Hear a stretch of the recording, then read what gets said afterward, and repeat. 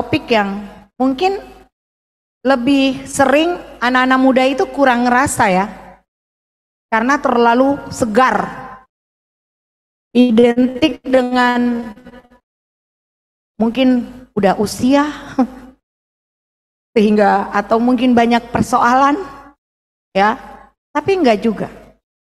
Karena pada satu titik sebagai siswa, sebagai murid, kita juga bisa merasa lelah. Betul nggak?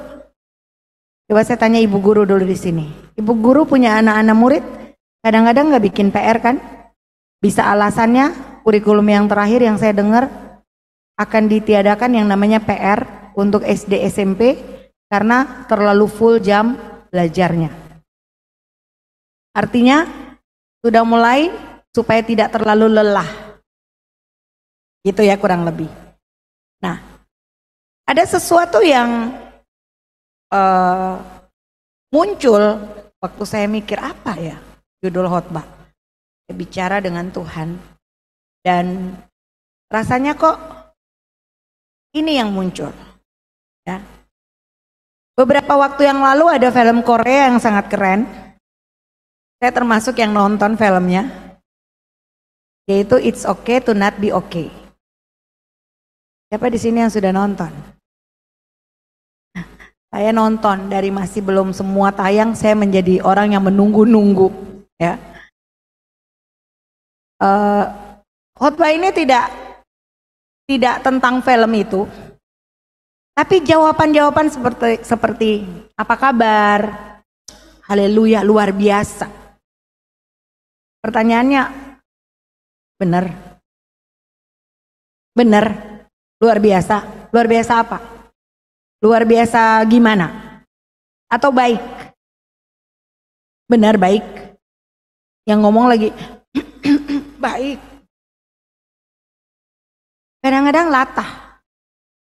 Gak salah juga sih. Karena katanya kita harus perkatakan yang baik. Itu doa dan harapan. Itu pertanda ada iman. Gitu ya? Semua di sini. Ya, itu nggak salah. Tapi nggak salah juga kalau kita bisa ngomong gini, aku lagi nggak sehat nih, aku lagi nggak oke. Atau aku lagi capek. Atau aku lagi punya pergumulan berat. Aku lagi nggak oke. Nggak apa-apa. Itu sangat manusia. Buktinya di dalam Alkitab itu paling banyak cerita tentang kisah orang-orang yang punya banyak kelemahan, punya banyak ketidaksempurnaan, punya banyak bahkan kesalahan-kesalahan yang dibuat. Tetapi pada satu titik, ketika kesempurnaan Allah intervensi, maka yang tidak sempurna itu menjadi sempurna. Yang lemah itu menjadi kuat. Amin. Yang tidak benar itu menjadi benar. Yang berdosa itu menjadi bersih, suci. Berarti kuncinya apa? Perubahan.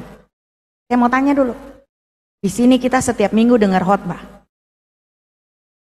Bahkan kita juga buat rema. Ya. Seberapa rema itu diaplikasikan, diterapkan di dalam kehidupan setiap hari? Atau seberapa firman itu ketika dengar, coba aku mau coba. Yang diomongin itu coba aku mau coba. Atau itu cuma lewat begitu aja. Saya mau begini, coba mulai memperhatikan. Seandainya kita punya grafik atau kita punya volume, kan ada ya putar 1 sampai atau tekan 1 sampai 10. Kira-kira kehidupan kita itu dari segi hal-hal yang baik rohani, itu dia tiap hari ada naik atau dia tinggal di situ saja. Contoh, sebelum ini saya memang agak cuek dengan firman. Tapi akhir-akhir ini saya mulai lebih dekat dengan Tuhan. Itu berarti progres, naik. Selama ini saya suka melawan mama. Saya suka bohong. Saya suka kasih alasan. Saya selalu memberikan excuse untuk apapun.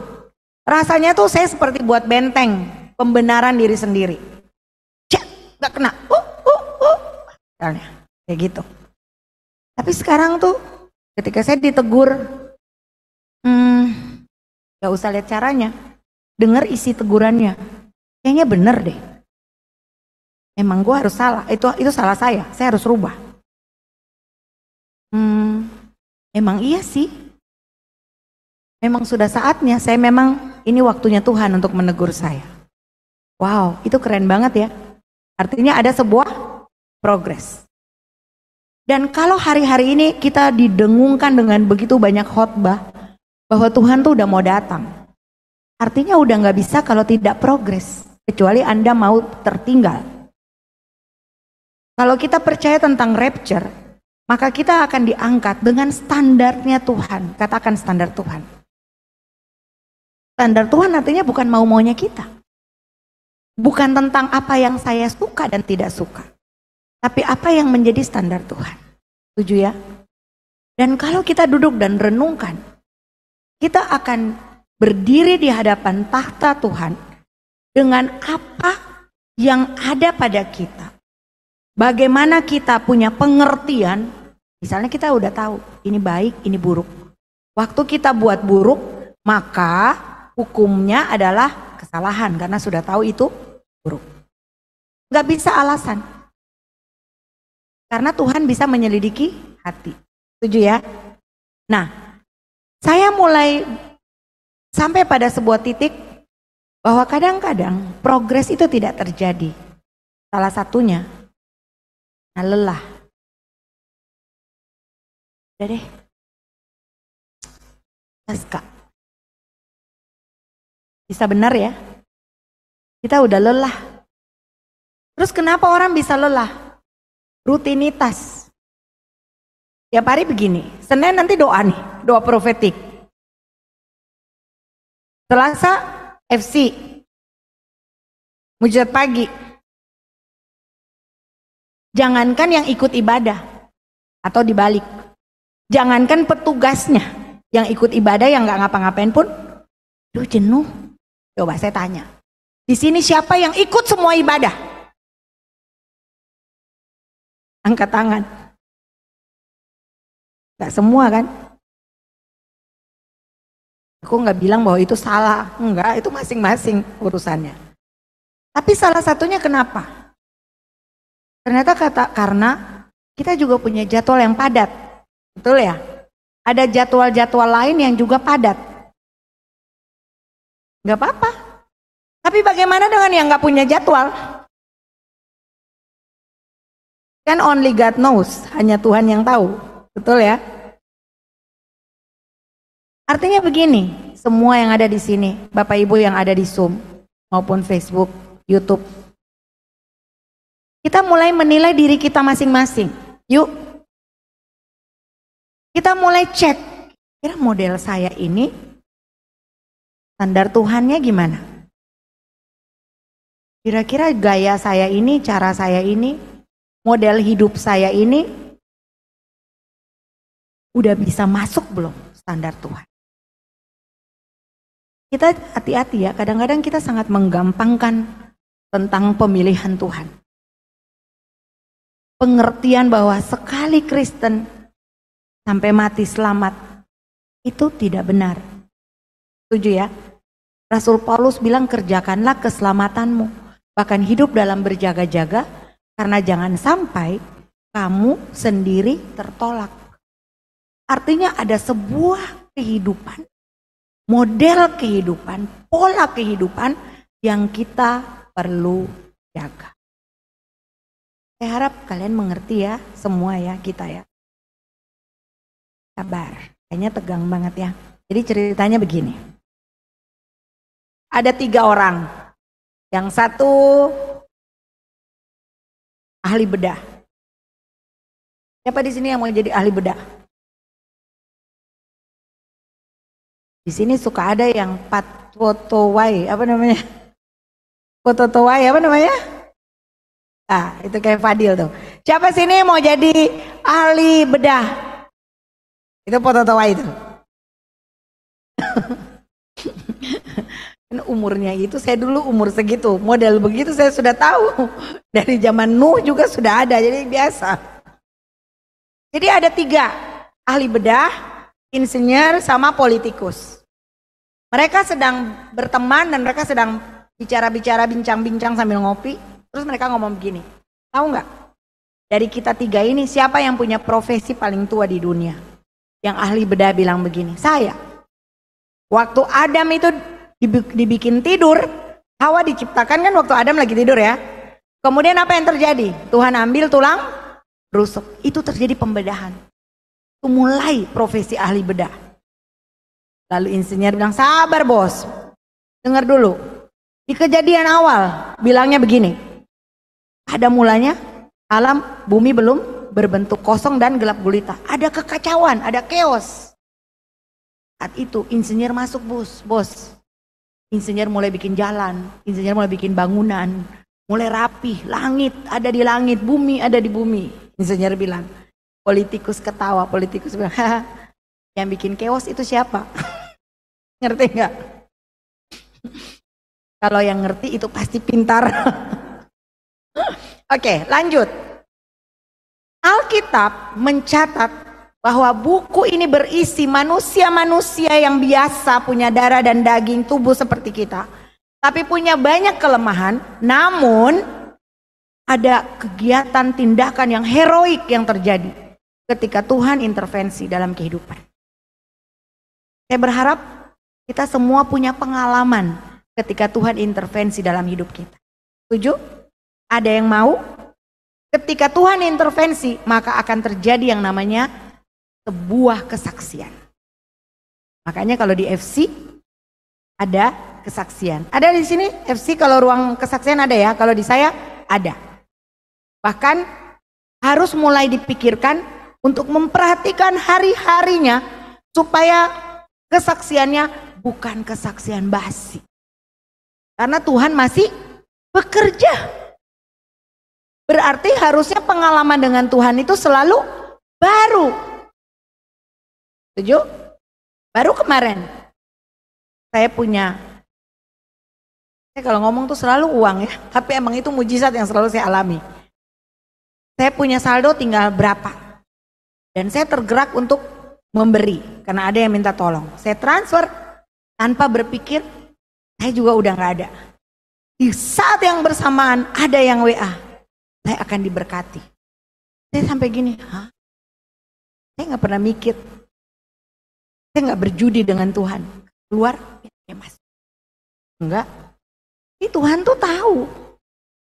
Itu mujizat. Mujizat-mujizat yang lain. Kadang-kadang mau marah. Oh, hati penuh damai. Itu mujizat loh. Dengan karakter-karakter masing-masing. Kadang-kadang orang sekitar menjengkelkan. Dia bisa kuasai diri. Itu mujizat loh. Penyertaan Tuhan. Makanya kita harus memperhatikan. Atau mungkin ngomel-ngomel melulu. Ada di sini yang tiap hari ngomel-ngomel. Yang cewek-cewek ngeluh melulu. Hati-hati. Itu biasa mulai lama-lama jadi nenek garoci orang bilang. Dimulai dari ngomel-ngomel ya. Beberapa contoh saya ingin kasih lihat. Misalnya Abraham. Tahu nggak Abraham tuh manusia biasa. Punya kekurangan. Sampai usia lanjut baru punya anak. Abraham tuh saya baca sudah berkali-kali. Kita sudah dengar khotbah dari berbagai pembicara berkali-kali. Tapi selalu ada sesuatu yang baru. Ketika kita datang dan kita baca dengan sungguh-sungguh, selalu ada sesuatu. Dan yang paling terkenal dari Abraham adalah dia menyerahkan siapa? Tapi yang saya lagi mau cerita ini tentang dia manusia biasa. Dia punya kelemahan, dia punya kekurangan, ya. Dia tidak bisa punya anak. Akhirnya dia dapat anak ketika dia berusia 100 tahun. Dia meninggal di usia 175 tahun. Dan waktu itu Ishak anaknya berumur 75 tahun. Kalau Ismail dia berumur 89 tahun. Hitung sendiri. Itu tahu umur berapa sih Abraham waktu Ismail lahir. Ya. Nah, walaupun ada kelemahan dengan dia menafsirkan janji Tuhan, sehingga hadir yang namanya Hagar atau Ismail. Dan kisah ini berakhir ketika ada sebuah tindakan yang sangat heroik, yaitu dia mempersembahkan Ishak tanpa dasar untuk berharap, tapi dia berharap dan akhirnya itu dihitung sebagai kebenaran. Ada di dalam Kejadian 15, coba buka sebentar. Di situ ada perintah dan janji Tuhan. Saya hanya ingin kasih lihat di ayatnya yang nah ini. Kemudian datanglah Tuhan kepada Abraham dalam suatu penglihatan, jangan takut, aku perisaimu, terus upamu akan sangat besar. Ayat 3, Abraham menjawab, Tuhan Allah, apakah yang akan engkau berikan? Terus next, lihat langit, terus akan memberikan keturunan. 4, 5, tetapi datanglah Tuhan, kamu lihat di langit, hitung. Lalu ayat 6 dibilang begini, lalu percayalah Abraham kepada Tuhan, maka Tuhan memperhitungkan hal itu sebagai kebenaran. Saya mulai dengan menceritakan tokoh-tokoh dalam Alkitab dengan kelemahan-kelemahan seperti kita. Jadi kita dan mereka itu sama. Abraham matanya dua seperti kita, jalannya seperti kita. Dia manusia yang lapar, yang haus. Tetapi kepada janji Allah dia tidak ragu. Dia tetap berpegang. Artinya apa? Kita juga harus seperti itu. Apa kelemahan kita saat ini? Coba dipikir. Apa yang menjadi kekurangan kita? Tapi kepada janji Allah dia tidak goyah sama sekali. Dia tidak ragu sama sekali. Roma 4 ayat 3 dikatakan, Roma 4 ayat 3, sebab apakah dikatakan nas kitab suci, lalu percayalah Abraham kepada Tuhan dan Tuhan memperhitungkan hal itu kepadanya sebagai kebenaran. Bagaimana dia bisa? Karena dia punya hubungan yang dekat. Begitu percaya karena dia sangat mengenal Tuhan. Dan tidak ada kata lain yang kita bisa pakai untuk mengenal seseorang selain kita dekat dengannya. Setuju ya? Tidak mungkin saya mengenal Tante Dona tanpa saya bicara atau berkomunikasi atau punya hubungan dengan Tante Dona. Begitu juga dengan Allah Bapa kita. Amin. Ada contoh yang berikut, Daud. Daud juga punya banyak kelemahan, bahkan dosa yang paling diingat ketika dia merancang untuk istrinya Batsheba. Sebelumnya itu Batsheba punya suami Uria dibunuh, ditaruh di medan bagian paling depan untuk akhirnya mati dan akhirnya dia menikah. Dia juga punya banyak cerita di dalam Alkitab bagaimana dia sangat menghadapi masalah dengan Saul yang saat itu dipilih jadi raja tapi ditinggalkan Tuhan sehingga Daud yang menggantikan. Dia bisa melawan Goliat luar biasa ya Bapak Ibu, Adik. Dan ceritanya ketika dia menghadapi bangsa Filistin, dia tanya, Tuhan kalau aku maju, aku menang gak? Dan singkat cerita, bagaimana kebergantungan Daud sama Tuhan. Dia gambarkan dalam berbagai mazmur yang dia tuliskan. Coba tampilkan Mazmur 119. Di situ bagaimana hatinya kepada Tuhan. Ayat yang ke-97. Itulah Daud. Ya, betapa ku cintai Tauratmu, aku merenungkannya sepanjang hari. Ada nggak yang berani bicara ini ke Tuhan? Cintai Tauratmu. Bicara Taurat, bicara apa? Perintah.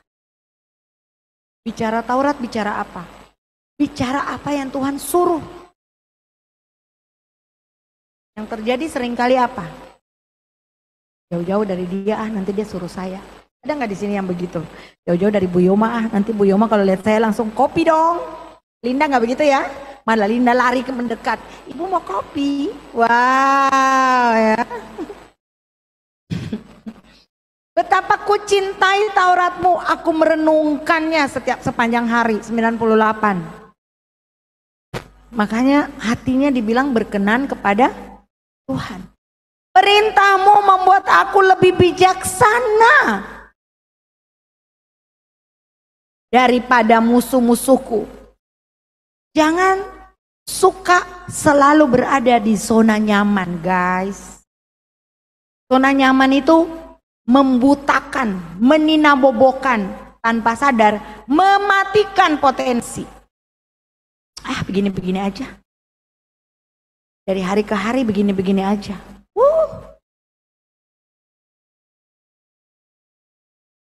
Ayat 99. Beberapa aja. Aku lebih berakal budi daripada semua pengajarku, sebab peringatan-peringatanmu kurenungkan. Nanti pulang baca ya. Beberapa ayat ke bawah itu. Bagaimana dia menggambarkan cinta kepada Tuhan ketika dia mencintai perintah Tuhan. Yang ada begini, orang tua yang normal, dia kan akan larang anaknya main HP terus-terusan. Saya berdoa supaya generasi ini tidak rusak gara-gara HP. Pernah ada seorang hamba Tuhan di luar negeri, dia khotbah, dia bilang gini, kadang-kadang kita mikir ya, itu antikris, itu 666, itu datang dengan bentuk apa? Itu bentuk ini loh. Di tangan, di dahi.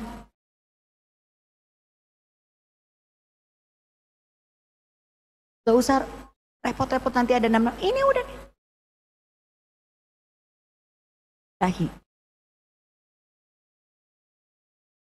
Ada yang mungkin ditanya, mau melawan mamamu, melawan papamu, atau mau tinggalin HP-mu. Mungkin dia akan bilang lebih baik saya melawan mamaku. Lebih baik saya melawan papaku. Padahal HP-nya juga dibeli dari mamanya atau papanya. Zaman sekarang, zaman edan.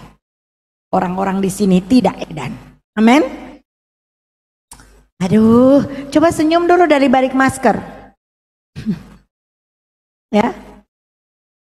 Justru yang kita katakan mengasihi, mencintai, ketika kita suka dengan perintah-perintahnya.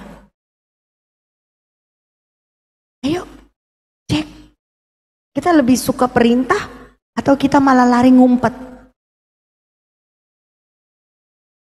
Ternyata untuk menggambarkan cinta kepada Tuhan dengan mencintai perintahnya. Wow, Daud. Dan akhirnya Daud ini dikenal sebagai orang yang sangat berkenan kepada Allah. Waktu dia ditegur, nanti baca sendiri di Mazmur 51. Waktu Nabi Nathan datang, dia langsung bilang, aku bertobat. Aku minta. Dia tidak memperisaikan dirinya dengan berbagai alasan. Dengan berbagai pembenaran diri. Dia langsung ngomong, aku bertobat. Kita belajar dari Abraham, kita belajar dari Daud. Mereka punya kelemahan, mereka punya ketidaksempurnaan, mereka dicatat dalam Alkitab. Saya pernah khotbah, judulnya adalah ceritaku di dalam ceritanya. Artinya Tuhan itu punya ceritanya kita. Kita juga ada cerita Tuhan di dalam hidup kita. Itu yang namanya kesaksian. Makanya kita bisa bersaksi karena ada cerita Tuhan di dalam cerita kita. Amin. Nah, yang saya mau kasih contoh lagi Elia. Tapi sebelumnya saya mau bicara sedikit. Ini pelajaran. Bangsa Israel tuh unik banget. Kenapa unik? Karena mereka itu selalu mengalami kejadian-kejadian yang luar biasa. Seperti Musa membelah laut. Kita kan bacanya nggak ada bangsa Indonesia menang Patimura apa gitu kan. Di Alkitab yang ditulis apa? Tentang bangsa Israel. Kemudian bagaimana robohnya tembok Yeriko, berbagai mujizat di padang gurun yang terjadi. Ini menunjukkan Israel itu sangat istimewa. Istimewa di mata Tuhan. Dan sebenarnya dia berbeda dari bangsa-bangsa lain. Tapi lucu, karena mereka pengen menjadi sama dengan bangsa-bangsa lain. Buktinya apa? Buktinya mereka minta raja. Padahal sebenarnya Tuhan tuh pengen jadi raja buat Israel. Hati-hati ya, kadang-kadang kita ini menjadi seseorang yang diperlakukan Tuhan dengan istimewa. Ingat, anak yang kukasihi dia ku hajar dan kutegur. Kalau ada masalah, kalau ada persoalan yang sedang datang, karena Anda spesial. Jangan langsung muka ditekuk, ya. Karena justru kita itu spesial, makanya kita diizinkan mengalami hal-hal yang akan memperbaiki. Makanya tadi Daud bilang apa? Justru aku belajar Tauratmu, aku jadi lebih bijaksana. Ketika aku punya persoalan akan membuat aku lebih mengenal Tuhan. Jadi cara berpikirnya tuh udah berubah, udah berbeda. Nah Israel ini dia, gimana ya? Sudah diperlakukan istimewa, tapi dia bilang gini, Aku mau sama dengan bangsa-bangsa lain. Aku mau raja. Dan itu sebenarnya menyedihkan ya. Di dalam tulisan yang selanjutnya itu ketika mereka ngomong kepada Nabi Samuel dalam 1 Samuel ayat 8 dikatakan begini, Israel menghendaki seorang raja. Ada di ayat 6. Dari 1 Samuel 8. Di situ dikatakan waktu mereka berkata, berikanlah kepada kami seorang raja untuk memerintah kami. Dia ngomong nanti ke Tuhan ceritanya. Lalu Tuhan bilang, oke. Dan singkat cerita, mereka memilih Saul. Ternyata bukan lebih baik. Tapi akhirnya Saul ditolak juga dari Tuhan. Nah, ini pelajaran ya, supaya ngerti. Bangsa Israel tuh, mulai dari Saul punya berikutnya siapa? Daud. Daud punya anak sesudahnya siapa? Salomo. Ini 3 orang pertama yang Israel dalam keadaan utuh. Satu Israel. Tetapi ketika Salomo menyakiti hati Tuhan, kita tahu cerita Salomo ya, dia akhirnya hatinya lebih condong ke istri-istrinya yang berjumlah 700 itu. Dia akhirnya mulai ikut dengan dewa-dewa yang disembah oleh istri-istrinya itu, dan akhirnya Allah menolak dia. Makanya dikatakan, oleh karena begitu kelakuanmu, ada di dalam 1 Raja-Raja 11 ayat 11. Lalu berfirmanlah Salomo, Tuhan kepada Salomo. 1 Raja-Raja 11 ayat 11. Oleh karena begitu kelakuanmu, yakni engkau tidak berpegang pada perjanjian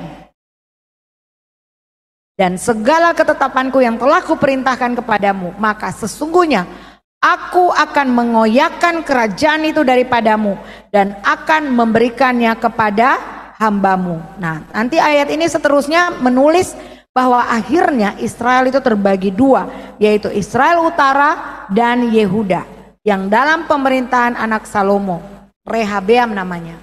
Kemudian terjadi pemisahan dengan Yerobeam, hampir sama ya, Rehobeam dan Yerobeam. Yang saya mau ngomong ini tentang Elia. Jadi kita ngerti sedikit tentang sejarah. Elia ini muncul di zaman Raja Ahab. Dan Raja Ahab ini adalah raja terburuk dari semua raja Israel. Dia berbuat sangat jahat, ada di dalam 1 Raja-Raja 16 ayat 30. Ketika setan mulai mengeluarkan pemimpinnya untuk menjatuhkan dunia, Tuhan juga mengeluarkan anak. Kita harus siap. Amin. Kita harus siap berada di tengah-tengah seperti serigala, Tuhan bilang. Jangan ikut jadi serigala. Apa yang terjadi? Dikatakan begini, paling jahat istrinya itu Isabel. Dan Isabel inilah yang saya mau ngomong tentang kelemahannya Elia. Elia takut, Elia capek, Elia lelah karena dia diintimidasi oleh istri dari Raja Ahab ini. Nah, yang terjadi adalah Ahab ini kemudian dia sangat jahat, ada di dalam 1 Raja-Raja 17. Namun tadi saya bilang, kita sedang belajar tokoh-tokoh Alkitab yang punya kelemahan, yang punya kekurangan, yang menunjukkan bahwa akhir dari kisah-kisah mereka menjadi seseorang yang luar biasa. Itu sebuah bukti dan itu sebuah harapan buat kita semua yang ada di zaman ini. Bahwa sekalipun kita punya banyak kelemahan, kekurangan, tapi kita tetap bisa percaya dan berharap bahwa kita bisa diubahkan menjadi pribadi-pribadi yang luar biasa oleh Tuhan. Amin. Asalkan kita siap seperti yang mereka akhirnya lakukan. Abraham dikenal sebagai bapak orang beriman. Daud dikenal sebagai orang yang berkenan hatinya kepada Tuhan. Elia, nah Elia ini keren loh. Karena apa? Dia seorang yang sangat bicara belak-belakan, dia seorang yang sangat ambisi, dia seorang yang tidak kompromi, ya. Bahkan dia itu dikatakan di dalam Maleakhi 4 ayat 5 sampai 6. Coba. Maleakhi 4 ayat 5 sampai 6. Dia padahal manusia biasa loh. Ini tadi saya mulai bicara tentang standar Tuhan. Sesungguhnya aku akan mengutus Nabi Elia kepadamu menjelang datangnya hari Tuhan. Dan ada juga di dalam Wahyu ketika dikatakan 2 saksi Allah bahwa akan datang dikatakan Elia, dikatakan yang dengan tidak menurunkan hujan itu adalah tanda-tanda mujizat yang dibuat oleh Elia, ya. Ada 2 saksi Allah di situ dikatakan. Dan bagaimana Tuhan memakai orang ini. Wahyu 11 ayat 5 sampai 6. Kita juga bisa loh. Siapa yang mau dipakai Tuhan di sini? Lebih dari yang saat ini sedang dikerjakannya. Lebih dan lebih, ya. Aku akan mengutus, dan jikalau ada orang yang hendak menyakiti mereka, nah ini tentang 2 saksi Allah. Kalau baca di dalam Wahyu 11, ada 2 saksi Allah. Gambarannya, yang satu belah lautan, yang satu berdoa supaya hujan tidak turun. Di dalam Yakobus dia juga dicontohkan bagaimana seorang manusia yang punya doa yang sangat luar biasa, sehingga hujan bisa tidak berhenti, hujan bisa turun. Kita juga bisa seperti Elia. Amin. Tidak ada yang mustahil. Nah, Elia begitu takut. Coba kita baca di dalam 1 Raja-Raja 19. Kita lihat di dalam 1 Raja-Raja 19. Dia juga takut menghadapi intimidasi ketika Ahab memberitahukan kepada Isabel segala yang dilakukan Elia.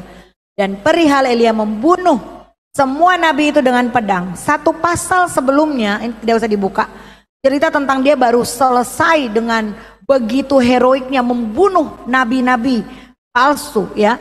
Nah, sini dikatakan, maka Isabel menyuruh seorang suruhan mengatakan kepada Elia, beginilah kiranya para Allah menghukum aku, bahkan lebih lagi daripada itu, jika besok kira-kira pada waktu ini aku tidak membuat nyawamu sama seperti nyawa salah seorang dari mereka itu. Terus ayat berikutnya kita perhatikan bagaimana dia diintimidasi. Maka takutlah ia di sini adalah Elia, lalu bangkit dan pergi menyelamatkan nyawanya. Dan setelah sampai ke Bersheba yang termasuk wilayah Yehuda, ia meninggalkan bujangnya di sana. Terus ia sendiri masuk ke padang gurun perjalanan. Cukuplah itu sekarang ya Tuhan. Bayangkan sampai dia ngomong gini, ambillah nyawaku, sebab aku ini tidak lebih baik daripada nenek moyangmu. Oke, sampai di situ. Tema saya sore ini tentang ketika aku lelah. Contoh-contoh tadi menggambarkan bahwa manusia-manusia biasa dengan kelemahan, kekurangan, keterbatasan, tapi Tuhan bisa memakainya. Artinya kita juga bisa. Sekarang kalau kata lelah itu bisa artinya 2. Lelah secara fisik. Kalau lelah secara fisik apa yang harus dilakukan? Istirahat. Kalau Andre lelah secara fisik, apa yang Andre lakukan? Tidur. Betul? Tidur nanti di tempat tidur. Ketika kita lelah secara fisik, apa yang kita kerjakan? Santai. Betul? Kakak manusia liburnya Sabtu. Sabtu dibikin apa? Cuci baju, tidur, atau refreshing. Ya kan? Hobinya apa? Lakukan hobi. Ya. Lakukan hobi, mengisi waktu itu, ya. Ada yang hobi di sini berkebun, cie. Pertanyaannya, nggak ada tanah Bu buat dikebunkan. Ya, kalau Bu Yanti nih hobinya ke Malino. Bapak Ibu yang di Zoom hobinya apa? Kalau capek, lelah secara fisik, temporary. Saya punya anak itu, anak pertama waktu Sania, waktu dia sekolah, dia kuliah di Jakarta juga. Terus dia selalu bilang gini, aduh mama pakaian kotornya tuh banyak sekali. Terus saya bilang begini, ya udah di laundry aja. Terus dia ngomong begini, aduh mama, kalau saya cuci, paling saya 1 jam 2 jam saya sudah hilang capeknya. Tapi kalau saya laundry, saya mikir terus uangnya rugi tuh uangnya. Daripada uangnya itu saya bayar laundry, mendingan saya beli kopi. Itu udah gak heran. Dari mama turun ke anak. Ya. Jadi kalau capek fisik, paling sebentar ya. Betul gak? Pijit-pijit. Kalau saya suka sekali dipijit. Saya sudah puas kalau sudah dipijit. Ya. Tapi bagaimana dengan lelah secara spiritual? Lelah psiko, lelah mental, lelah batin. Hati-hati. Kenapa? Ini kalau tidak dibenahi, gangguannya lebih lagi. Karena ini bicara tentang jiwa. Di dalam satu kita ini ada 3 unsur. Roh, jiwa, dan tubuh. Urutannya begitu ya, bukan tubuh, jiwa, roh. Roh, jiwa, tubuh. Di dalam jiwa ada pikiran, perasaan, kehendak. Berpikir seperti apa? Ini jiwa. Ini roh. Ini daging. Input, ini jiwa. Pikirannya terbentuk, input mana yang banyak? Firman Tuhan? Atau hal-hal negatif? Atau hal-hal dunia? Jadilah manusia dunia. Jadilah manusia roh. Seperti dalam Galatia 5. Input apa yang dapat dari dunia, dari tubuh, dari jasmani? Input dari roh menghasilkan perasaan. Suka baper, cepat tersinggung, nggak mau terima pendapat orang. Itu dipengaruhi oleh input yang mana yang masuk. Input yang mana yang lebih banyak mendominasi. Kemudian yang berikut, kita punya urusan misalnya apalagi hal-hal yang menyangkut kehendak, keinginan yang dilakukan. Lihat aja, lebih banyak mana yang dilakukan? Kelakuannya lebih banyak yang mana? Inputnya apa? Ya. Jadi, apakah kalian sedang lelah? Lelah juga bisa karena, masalah kok nggak habis-habis ya. Orang itu terus yang saya hadapi. Ulahnya begitu terus. Itu juga bisa membuat lelah. Betul ya Tante Dona ya? Beberapa tahun lalu saya di Ambon, saya nggak punya penghasilan. Saya mulai dengan usaha dan saya bangkrut karena saya jual 5.000, modal saya 7.000. Ya udah nggak bener. Ya, akhirnya sampai habis. Yang ada dalam pikiran saya, bagaimana ya? Tiap hari saya harus mikir, apa ya? 1 hari, 2 hari, lama-lama kan capek. Baru bangun pagi lagi sudah, aduh mesti makan ya. Kenapa ya? Saya nggak tahu apakah yang di Zoom sedang punya persoalan ini, atau yang ada di sini, atau lagi sakit. Tadi pagi Pak Daniel bicara tentang berapa tahun seseorang itu diproses Tuhan kan berbeda-beda. Ada yang 38 tahun, ada yang 12 tahun. Ada yang doanya tuh minta jodoh, belum dapat. Di sini nggak ada. Di sini jodoh nggak minta, jomblo pilihan. Tapi mintalah, mumpung belum kiamat. Ya, doa belum dijawab. Keluarga belum bertobat. Sikap suami masih kasar, sikap istri masih arogan.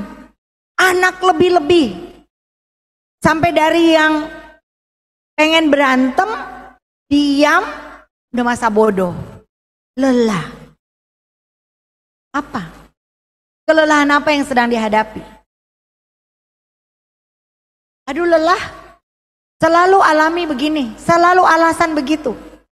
Capek, bosan, rutinitas membuat kita lelah. Betul ya? Beban hidup, biaya hidup, biaya sekolah, biaya anak, biaya macem-macem, listrik, air, segala macem. Makan, semua. Akhirnya lelah. Apa yang harus kita lakukan? Salah nggak kalau kita lelah? Kayaknya nggak rohani banget. Apa yang bilang? Kayaknya nggak punya iman. Kayaknya bukan orang percaya. No. Karena Tuhan Yesus saja. Kisah di Taman Getsemani, tolong ditampilkan. Bagaimana Tuhan Yesus berdoa di Taman Getsemani? Kita masih manusia biasa.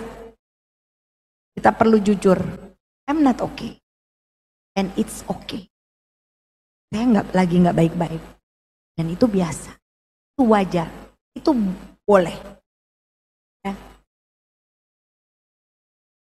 Ketika Tuhan Yesus ada di Taman Getsemani, Tuhan Yesus berdoa. Coba cari ayatnya ada di mana? Matius, Markus, Lukas, Yohanes. Ya, ditampilkan. Ketika Tuhan Yesus ada di Taman Getsemani, kita belajar dari sini bahwa kelelahan, ketakutan kita bisa contohin. Kita bisa contohin. Ya Aba, ya Bapa, lalu katanya kepada mereka, hatiku sangat sedih seperti mau mati rasanya. Dia lagi ngomong kepada murid-muridnya.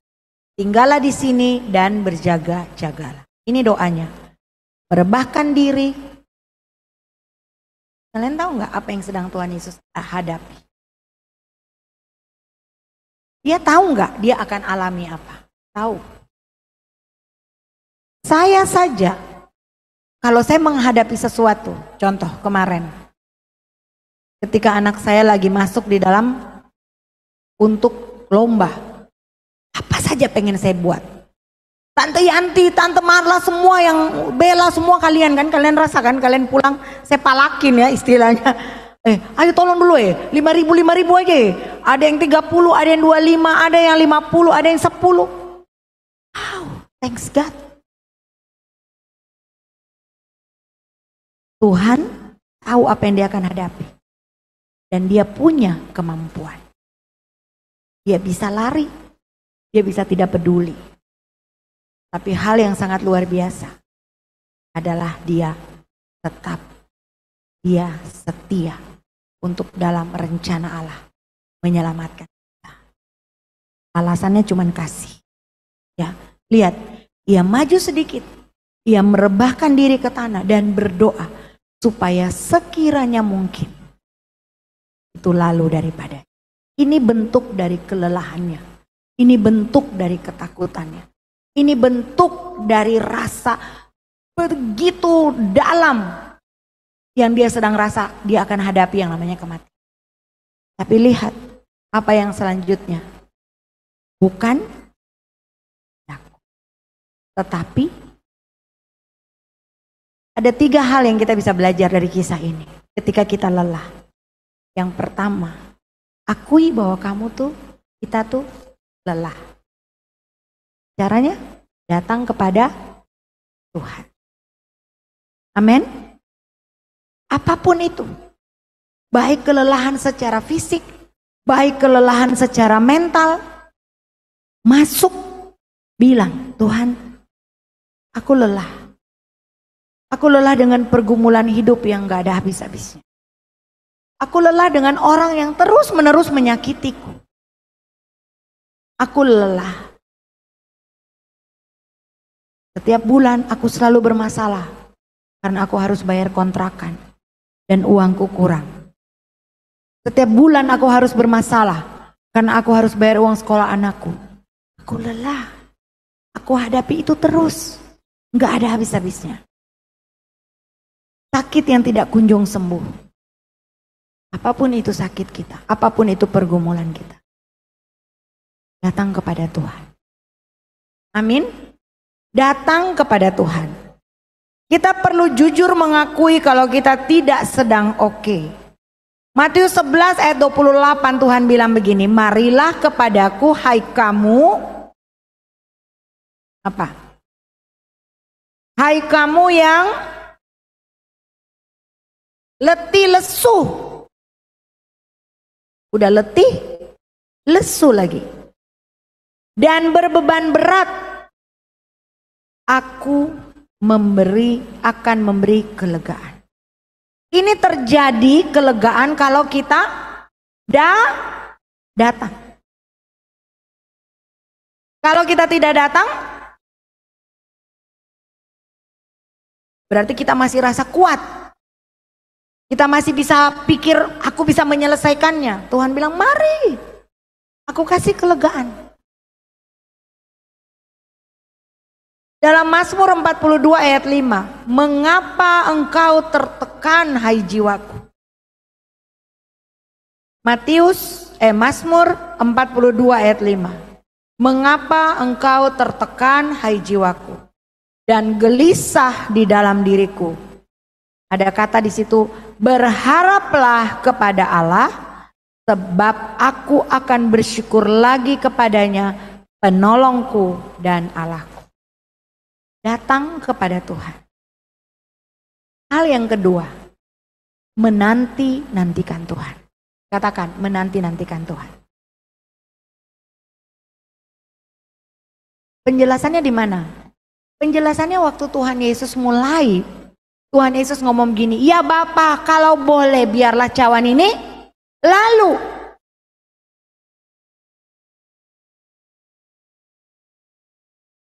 Tetapi biarlah kehendakmu yang. Ternyata menanti-nantikan Tuhan tuh akan membuat ada kekuatan loh. Ada amin gak? Mengapa dikatakan bahwa menanti-nantikan Tuhan? Dalam Mazmur 40 ayat 1 dikatakan, aku sangat menanti-nantikan Tuhan. Jadi hal yang harus dilakukan ketika kita lelah, datang kepadanya, jujur kepadanya. Matius mengatakan, marilah kepadaku, maka kita akan dapat kelegaan. Aku sangat menanti-nantikan Tuhan, lalu ia menjenguk kepadaku dan mendengar teriakku minta tolong. Jangan cari orang. Boleh kalau orang itu tepat. Setuju? Ada banyak orang di sekitar. Tapi kita harus filter. Karena belum tentu mereka akan membawa pengaruh yang baik. Kemudian dalam Mazmur 34 ayat 18. Tuhan dekat kepada orang-orang yang patah hati. Jadi orang yang datang kepada Tuhan, orang yang menanti-nantikan Tuhan, Tuhan akan memberikan pertolongan. Amin ya. Dan ternyata orang yang menanti-nantikan Tuhan, dia punya kekuatan itu bertambah. Ada di dalam Yesaya 40, coba buka. Terjadi percepatan. Yesaya 40 ayat 28 dikatakan begini. Yesaya 20, tidakkah kau tahu dan tidakkah kau dengar, Tuhan ialah Allah kekal yang menciptakan bumi dari ujung ke ujung. Ia tidak menjadi lelah dan ia tidak menjadi lesu, tidak terduga pengertiannya. Tuhan tuh sangat luar biasa. Ayat 29 pastilah ya, karena dia yang menciptakan. Ayat 29 dikatakan, dia memberi kekuatan kepada yang lelah dan menambah semangat kepada yang tiada berdaya. Datang menanti-nantikan Tuhan. Kemudian dikatakan lanjut, orang-orang muda menjadi lelah dan lesu dan teruna-teruna jatuh tersandung. Terus, tetapi orang-orang yang menanti-nantikan Tuhan, apa katanya? Mendapat kekuatan baru. Mereka seumpama raja wali yang naik terbang, apalagi dengan kekuatan sayapnya, berlari tidak menjadi lesu, berjalan dan tidak menjadi lelah. Terjadi penguatan, terjadi percepatan ketika kita menanti-nantikan Tuhan. Ada kekuatan. Hal berikut yang kita bisa lakukan kalau kita sedang lelah, yaitu kita perlu punya komunitas. Orang tua rohani, saudara rohani, teman rohani. Ya, ada saya punya teman kemarin, saya merasa beberapa kali dia minta saya untuk datang, tapi karena jauh saya tidak datang. Dan saya sangat, ketika dia telepon saya malam-malam, mengklarifikasi semua bentuk video apa yang dia lakukan. Saya cuma bilang, kamu perlu mencari komunitas. Kamu perlu ada di sebuah komunitas atau punya pergaulan yang benar. Karena seberapapun kita punya hal yang baik diajar keluarga, ketika kita keluar kita mencari komunitas yang buruk, kita akan terpengaruh. Hal-hal yang tadinya kita tahu itu nggak bagus, tapi begitu ada teman yang rasanya kayak yuk biasa gitu, kita bisa, itu biasa kan. Pergaulan yang rusak akan merusak kebiasaan yang Kenapa saya bilang Tuhan Yesus, dia tidak datang sendiri di Getsemani. Dia ajak murid-muridnya. Dia perlu penguatan. Kita perlu. Gak ada yang salah. Saya kemarin mau doa, saya rasa bebannya berat. Saya ajak teman saya. Ada Ibu Marla, ada Ibu Yanti. Temenin saya, kita doa sepakat. Dan puji Tuhan, kemarin 2 poin ya, 2 pokok yang kita doakan. Jawabannya kemarin juga. Untuk 2 hal. Untuk 2 orang yang berbeda. Dan itu bisa terjadi di waktu itu juga. Ya, ada saat dimana kita doa juga gak langsung dijawab. Tapi artinya bahwa selalu ada pengharapan. Pagi bilang apa? Tidak pernah ada kata terlambat. Selama hayat masih dikandung badan, selama masih ada nafas, maka tetap harus ada usaha.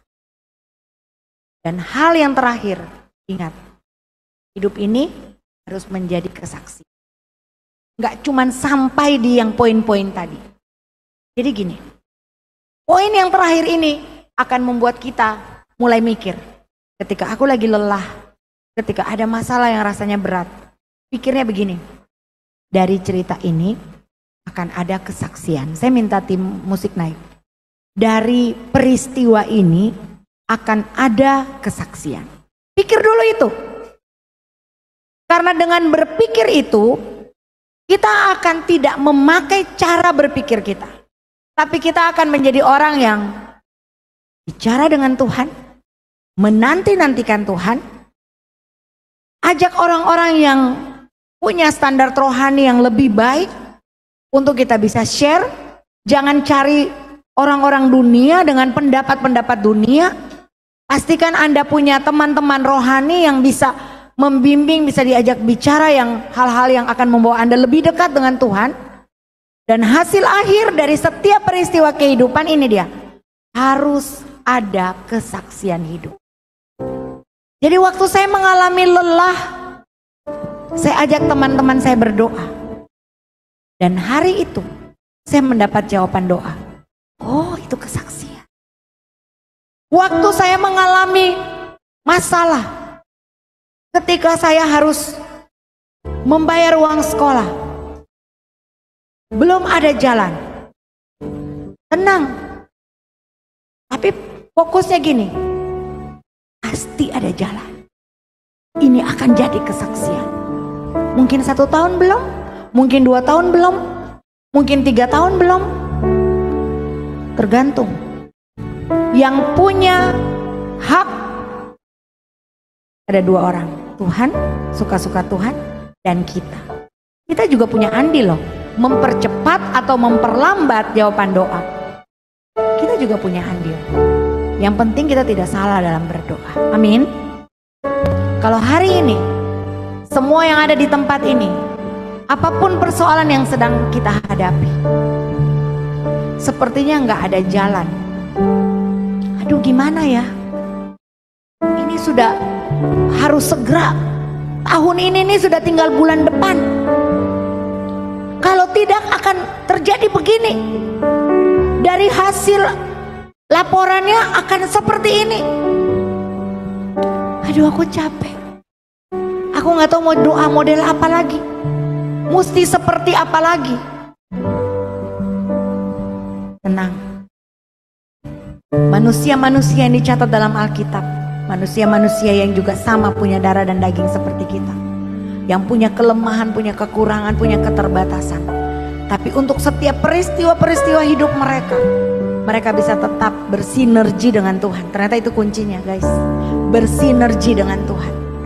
Karena that is not our battle. Ini bukan peperangan kita. Ini bukan pertarungan kita. Anda mau bertarung, silakan.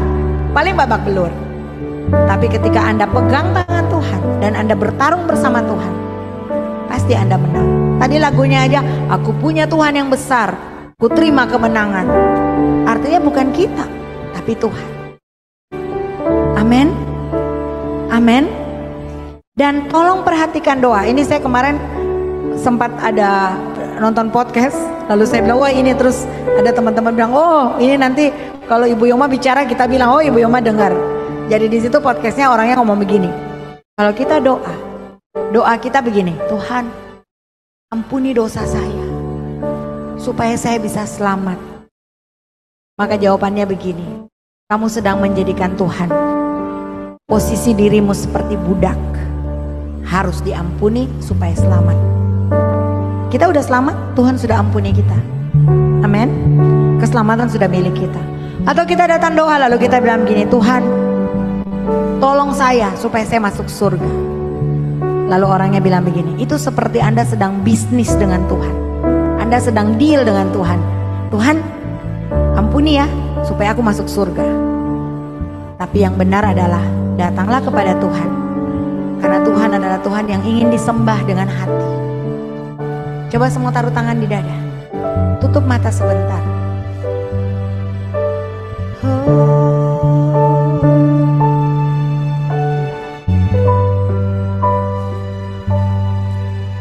Bila hati terasa berat, tak seorang pun mengerti bebanmu. Ku tanya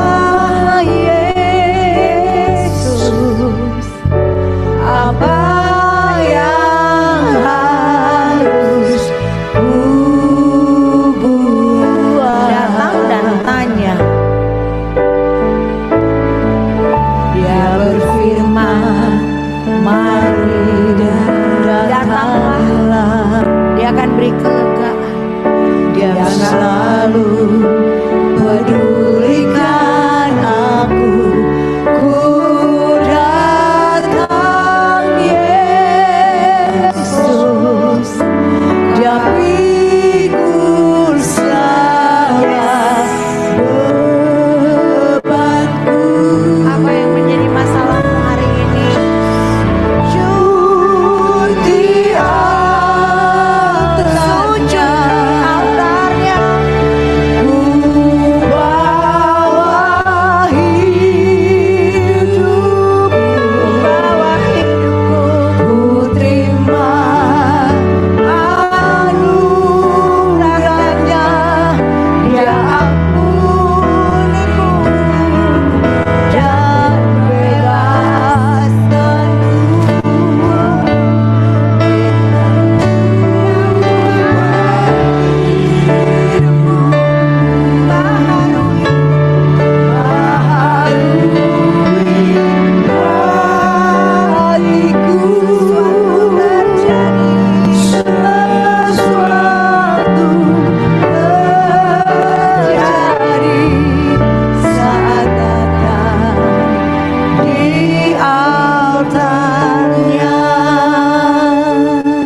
Ibu-ibu, bapak-bapak,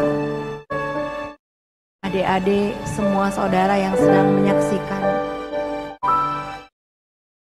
Tuhan tahu setiap persoalan, setiap beban kehidupan. Kalau hari ini rasanya beban itu begitu berat, seperti tidak ada jalan keluar. Elia sampai minta mati. Tuhan Yesus sampai merasa mau mati rasanya. Daud begitu ketakutan sampai sudah tidak bisa berdoa ketika dia mengalami Filistin. Abraham mungkin tidak tergambarkan, tapi bayangkan ketika Ishak menjadi pusat hidupnya dan diminta oleh Tuhan.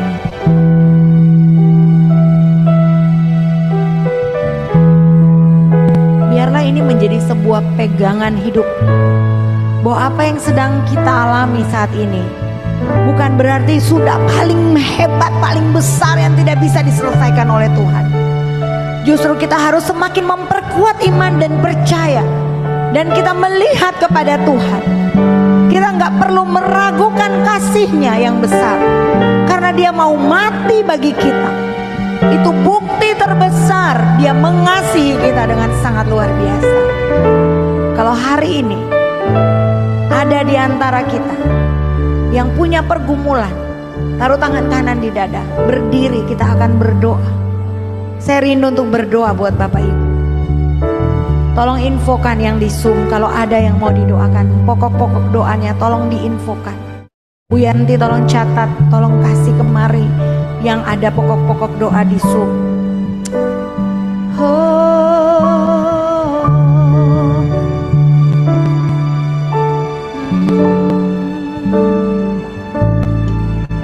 Bila hati terasa berat, Tuhan tahu, Tuhan mengerti.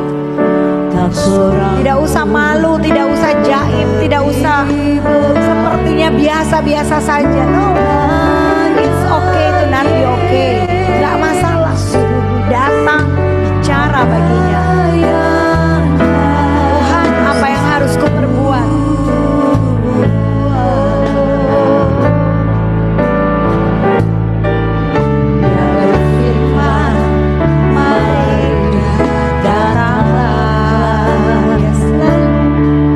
Dia selalu pedulikan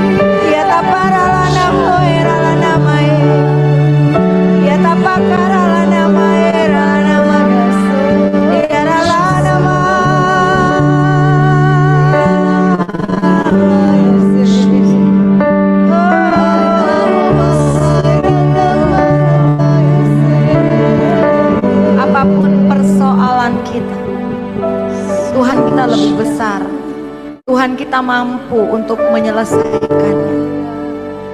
Daud mengatakan, sekalipun ayah dan ibuku meninggalkan aku, Engkau Tuhan menyambut aku.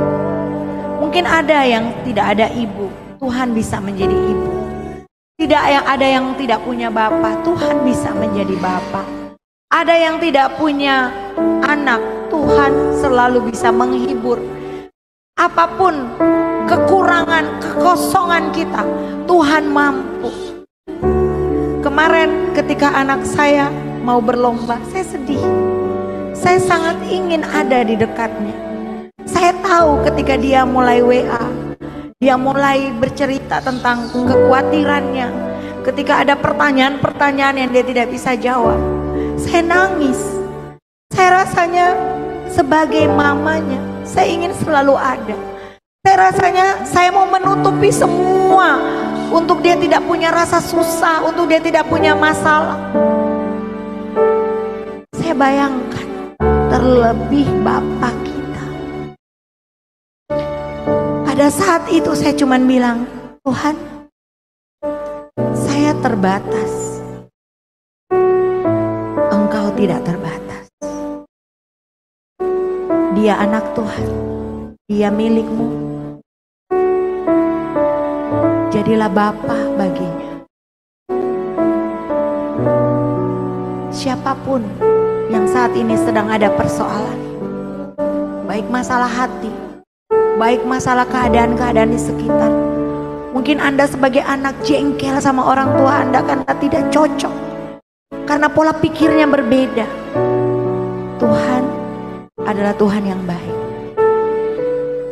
Orang tua bisa tidak sempurna, pimpinan boleh tidak sempurna, sahabat boleh tidak sempurna. Jangan mencari kesempurnaan dari figur-figur manusia, tapi cari Tuhan. Dia pasti sempurna, dia pasti yang terbaik. Kalau hari ini engkau sedang bergumul dengan orang-orang di sekitar yang rasanya setiap hari engkau harus menghadapinya dan itu menyakiti hatimu, jangan sampai hatimu tawar, apalagi luka. Jaga, hati-hati. Engkau harus menguasai diri, engkau harus menguasai keadaan. Belajar dari tokoh Tuhan Yesus. Dia disiksa, dia dipukuli, dia diludahi, dia diperlakukan dengan tidak baik. Pasti di antara orang yang memperlakukannya, dia pernah memberi makan, dia pernah menolong. Tapi dia bisa bilang, Bapa, ampunilah mereka, karena mereka tidak tahu apa yang mereka perbuat. Kalau hari ini hatimu sedang luka karena orang-orang di sekitarmu,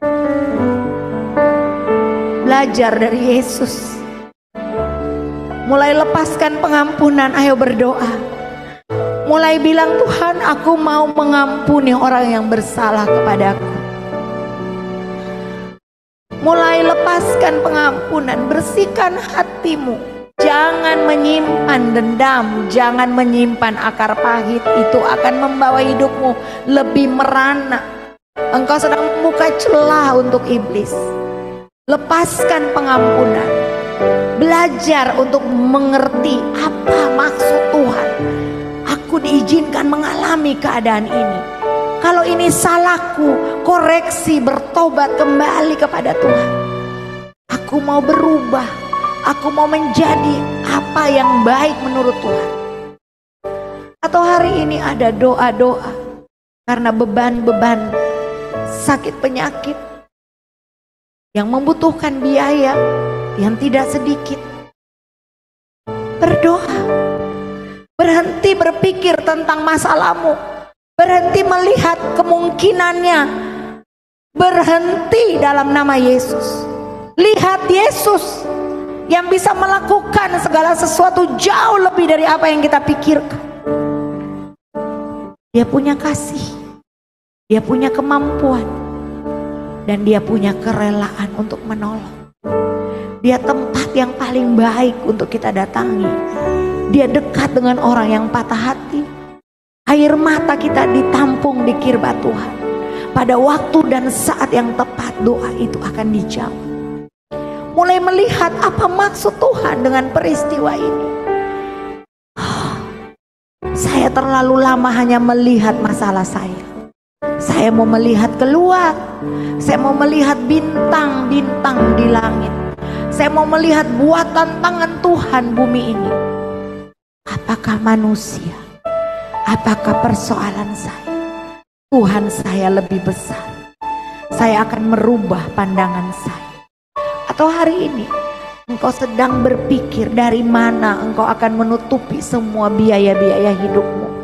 Tidak ada jalan. Semua buntu. Engkau sedang didesak dari segala macam pihak. Dari segala macam situasi keadaan. Rasanya mau mati.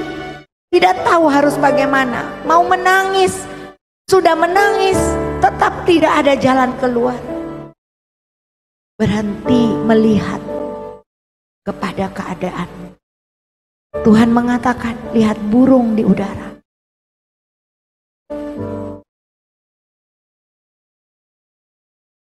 Yang dia pelihara. Lihat bunga di padang. Yang hari ini ada, besok layu. Tapi Tuhan dandani dengan luar biasa. Bahkan dibandingkan dengan Salomo yang dalam kemegahannya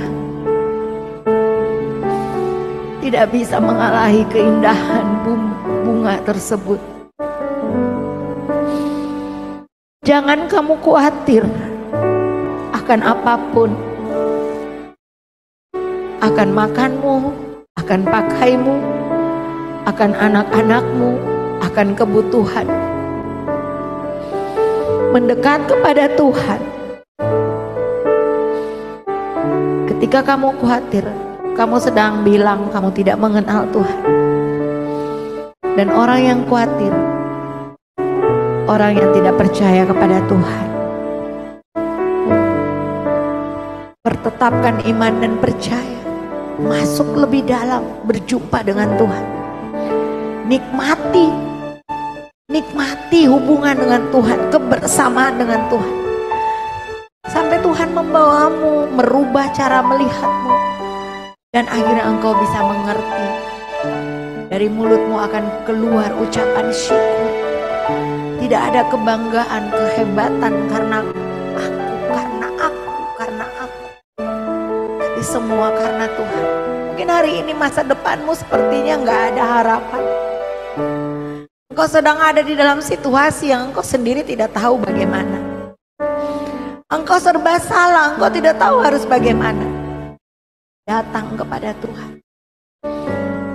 Bicara kepada Tuhan. Bagianmu lakukan. Ketika Tuhan bicara, kamu tidak boleh malas. Kamu harus mengambil bagian untuk melakukan ini, melakukan itu. Ambil tindakan itu.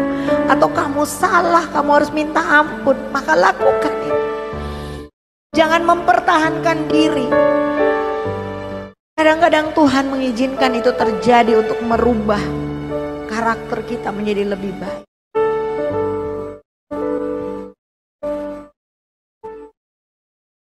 Ingat bahwa masalah tidak akan menghancurkan orang percaya. Masalah akan menjadi batu loncatan untuk orang percaya mengalami destiny Tuhan dalam hidupnya. Ingat bahwa masalah diizinkan Tuhan untuk membuat masalah itu membuat wajah Tuhan muncul dan kita mengenal siapa pencipta kita. Ingat masalah itu akan merubah cara pandang kita. Sehingga kita lebih mengerti ketika ada orang lain yang mengalami itu. Maka kita bisa menjadi saksi. Kita bisa menjadi orang yang lebih toleran. Kita lebih mengerti karena kita pernah mengalami itu. Dan dalam masalah itu kita akan melihat mujizat Tuhan. Terbit seperti surya di pagi hari. Tidak pernah terlambat. Tidak akan lebih dari kekuatan yang kita bisa tanggung. Berhenti berharap kepada manusia. ambil bagianmu untuk merubah hidupmu. Dan biarkan Tuhan yang melakukan bagian Tuhan. Dan percayalah, semua pasti terjadi, semua pasti aman, semua pasti terkendali. Karena Dia yang pegang hari esok. Dia Tuhan yang dapat dipercayai. Dia Tuhan yang besar. Dia Tuhan yang sangat mengasihi kita. Dan kita akan terus melihat bagaimana Dia membawa kita dari satu masalah ke masalah yang lain untuk mempertontonkan kemurahan-Nya. Dan kita bisa bilang, terima kasih Tuhan. Terima kasih. Aku mengerti sekarang bahwa Allah turut bekerja untuk mendatangkan kebaikan bagi semua orang yang mengasihi. Bapak, hamba berdoa buat semua saudaraku yang hari ini, saat ini, yang hadir, baik yang ada di sini maupun yang melalui Zoom. Bahkan untuk pergumulan doa, Tuhan, hamba berdoa Tuhan Yesus untuk Pak Patar dan Ibu Repiana. Tuhan, untuk benjolan yang ada di hatinya, di pankreas, di lambung. Engkau Allah Jehovah Rafa. Engkau Allah penyembuh. Aku percaya dalam nama Yesus. Aku masuk ke dalam ruang Maha Kudus. Bilur-bilur darah Yesus menyucikan dan membersihkan kami. Ampuni segala dosa dan kesalahan kami Tuhan. Aku cabut sampai ke akar-akar segala tanaman yang tidak ditanam oleh Bapa di surga. Dan aku katakan dalam nama Yesus, Pak Patar sembuh dalam nama Yesus. Pak Patar baik-baik saja. Pak Patar mengalami mujizat Tuhan. Kesembuhan, speed recovery terjadi dalam kehidupan Pak Patar. Bahkan akan menjadi kesaksian bagi orang-orang, bagi seluruh orang, seluruh manusia di dunia, bagi orang-orang di dekatnya. Menjadi kesaksian Tuhan menolong Pak Patar. Bertetapkan iman dan percaya, tidak melenceng ke kanan dan ke kiri. Tetap melihat bahwa jalan keluar tetap ada. Tuhan tetap ada harapan untuk menolong dalam nama Yesus. Kami juga berdoa dalam nama Yesus untuk Ibu Bapak Erikson Renta.